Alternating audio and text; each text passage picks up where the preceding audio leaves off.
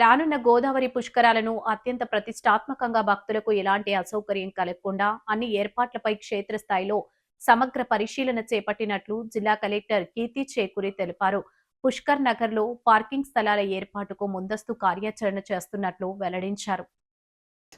Kovvur division పరిధిలో పలు ప్రాంతాలను జిల్లా SP D Narasimhakishore, joint collector Y Meghaswaroop, Kovvur RDO K Anandarao, Pushkar deputy collector Manoj Reddy, ASP Patil Devaraj Manish, DSP D Devakumar, వివిధ శాఖల జిల్లా అధికారులు కలిసి సందర్శించి పరిస్థితులను పరిశీలించారు.